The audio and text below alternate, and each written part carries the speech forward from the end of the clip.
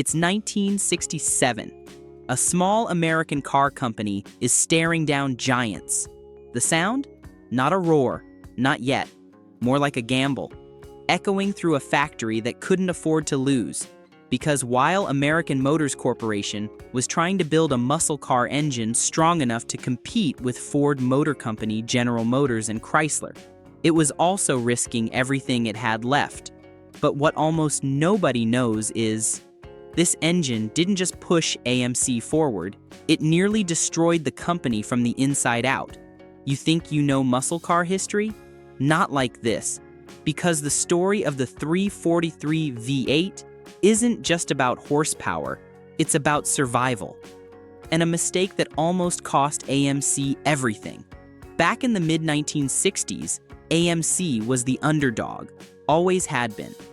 While the big three dominated with massive budgets and endless R&D, AMC played it smart.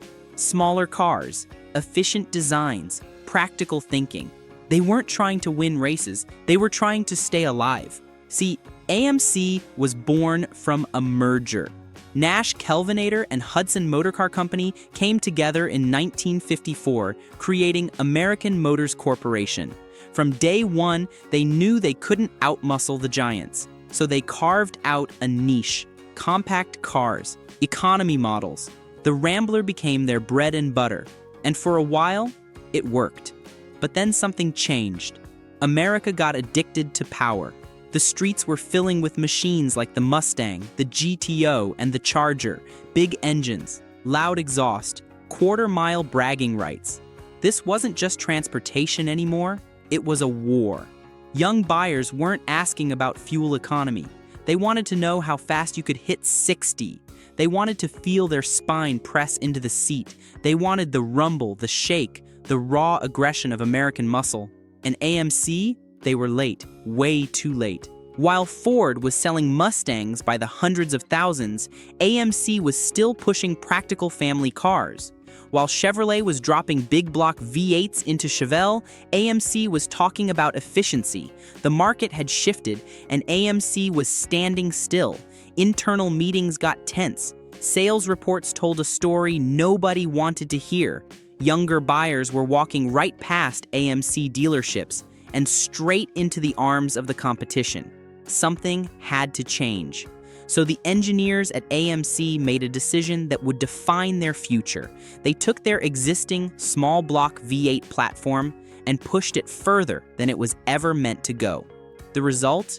The 343 cubic inch V8. On paper, it looked promising.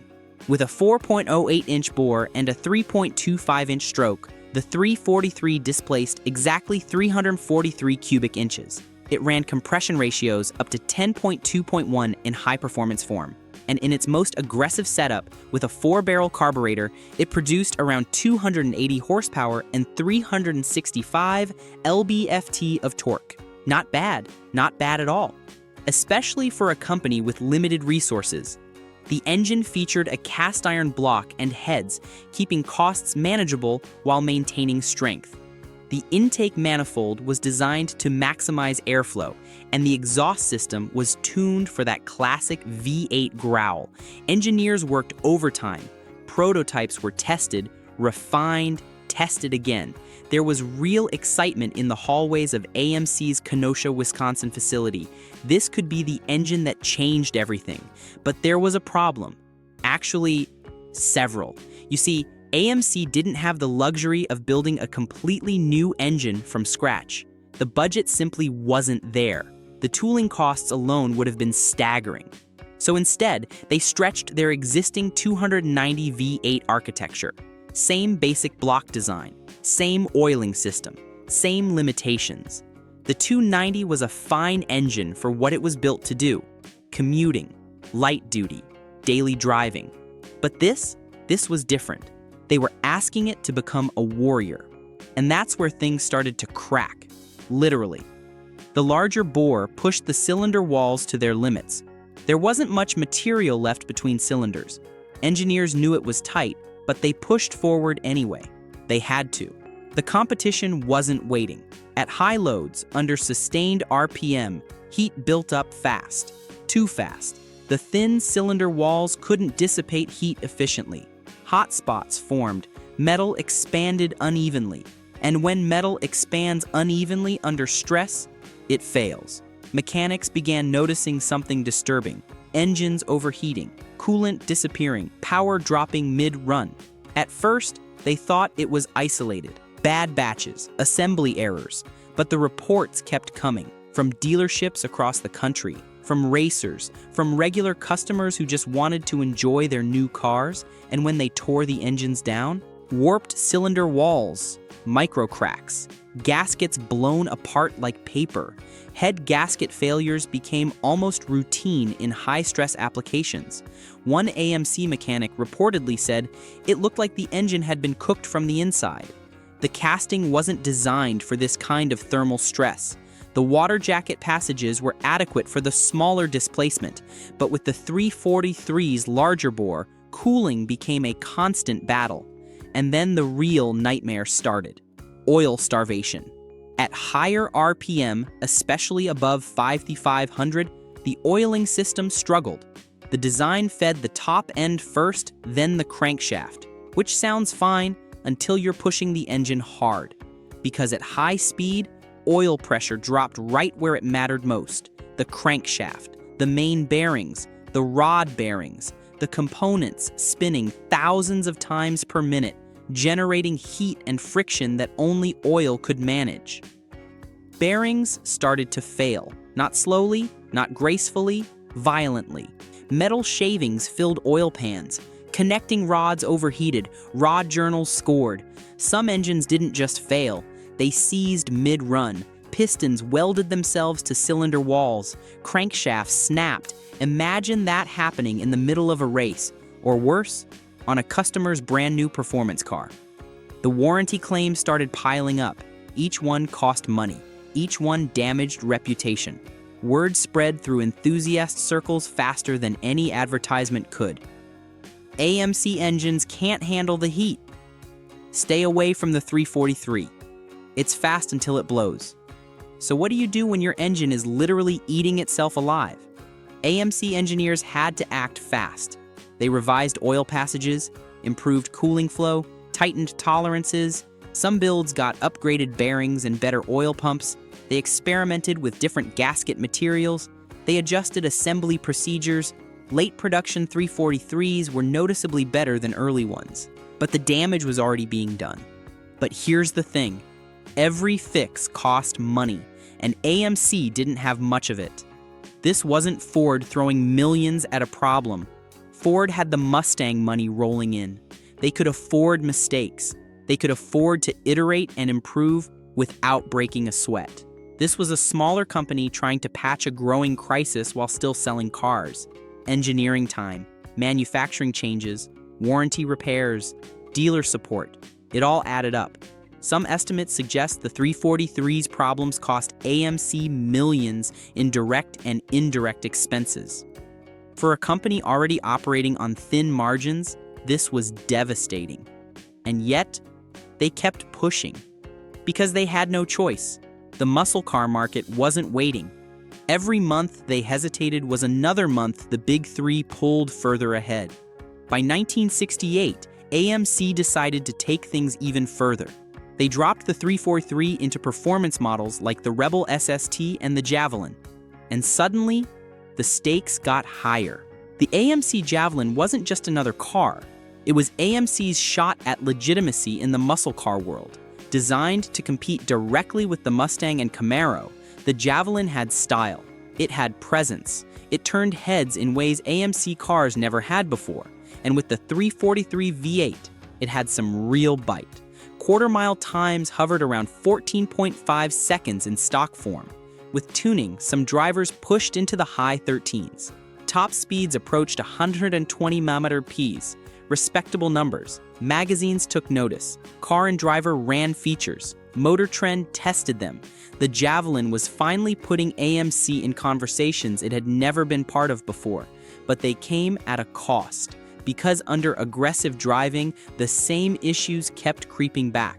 Heat, oil pressure, durability, Track days became anxiety-filled events. Owners loved the power but feared the consequences. One driver recalled pushing his Javelin hard during a local drag event. The car launched strong. The engine screamed. The crowd cheered. Halfway down the strip, the engine lost power. By the finish line, it was knocking loudly. Smoke trailed behind. When they opened it up later, spun bearings, scored crankshaft, oil burnt black. The number 3 rod bearing had disintegrated completely. The engine didn't just lose, it destroyed itself trying. And stories like this spread. Racers talked, mechanics warned. The 343 was earning a reputation it couldn't shake. But here's where things get interesting.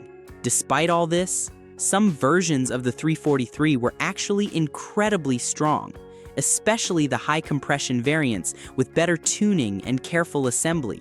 Some owners ran their 343s for years without major issues. They raced them. They daily drove them. They loved them. So what was going on? The truth is, the engine wasn't fundamentally bad. It was pushed too far, too fast. AMC didn't have time to refine it properly before putting it into production and performance use. The margin for error was razor thin. Build it perfectly, and it could perform. Assemble it with care, use quality fluids, respect its limits, and the 343 could be a legitimate performer. Push it hard, cut corners, or miss a detail. And it failed. Quality control varied. Some engines came off the line nearly perfect. Others had casting flaws, machining inconsistencies, or assembly errors that doomed them from the start. And that unpredictability? That's what nearly killed AMC's reputation in the muscle market. Because muscle car buyers don't forgive failure. They brag about power. They race. They push limits. And if your engine can't handle it, you're done. The enthusiast community has a long memory. One catastrophic failure at a drag strip gets talked about for years. One engine that lets go on the highway becomes a cautionary tale. AMC couldn't afford these stories, but they were multiplying. So AMC had to make a decision. Do they keep trying to fix the 343, or do they start over? What they chose next changed everything. By late 1969, AMC introduced a new engine to replace the troubled 343, the 360 V8. Same basic family, but improved. Stronger block, better cooling, more refined oiling system. The bore and stroke were revised to optimize performance and durability. Engineers took everything they learned from the 343's failures and applied it. Water jacket improvements, oil galley redesigns, better quality control procedures. It wasn't perfect, but it was more reliable. More importantly, it restored confidence, because the 343, despite its potential, had already done damage. Financial strain, warranty claims, engineering costs piling up, reputation damage that couldn't be measured in dollars. For a company as small as AMC, this wasn't just inconvenient, it was dangerous. There were internal fears that continued engine failures could push the company into serious trouble. Board meetings grew contentious. Some executives reportedly questioned whether AMC should even stay in the performance game at all. The argument made sense on paper. Muscle cars were expensive to develop. The competition was fierce, and AMC simply didn't have the resources to make mistakes. Maybe they should stick to what they knew. Compact cars, economy models, the safe path. Think about that for a second. One engine, almost forcing a company to abandon muscle cars entirely. But then came the turning point. AMC didn't quit. They doubled down. Leadership made a decision that could have gone either way. They would stay in the performance market. They would fix their mistakes. They would prove they belonged.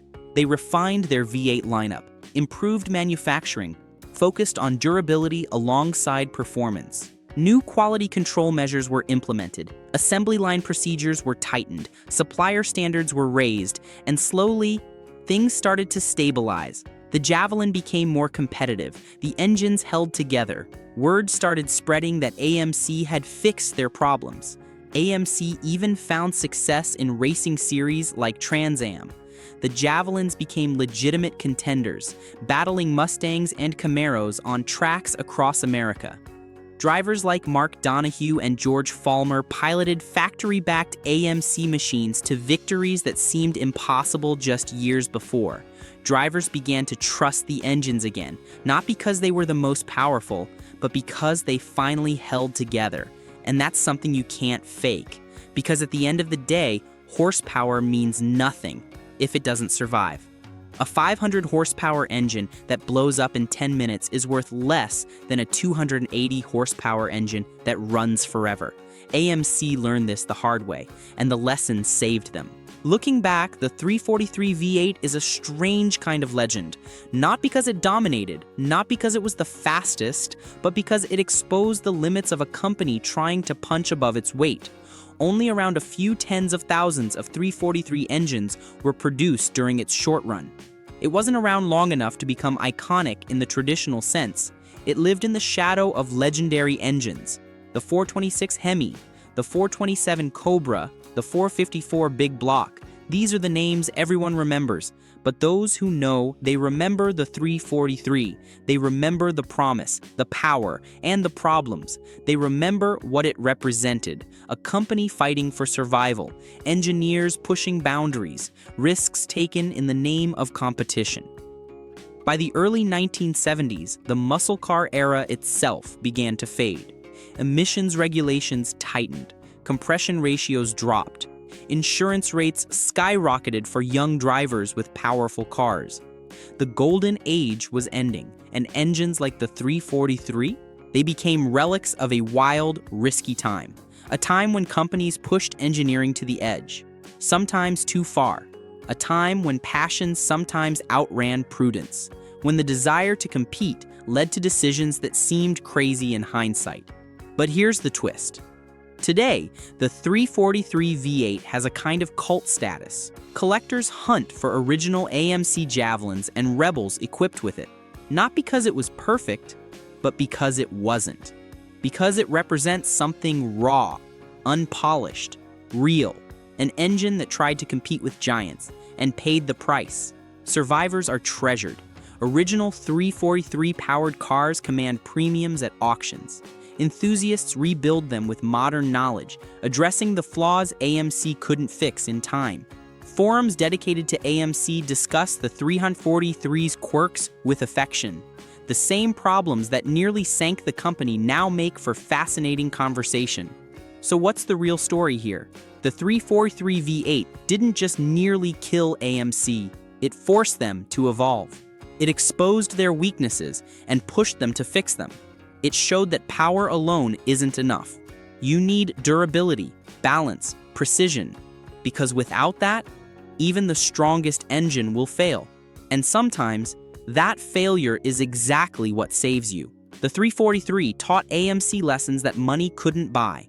Lessons about humility, about engineering discipline, about respecting limits while still pushing forward.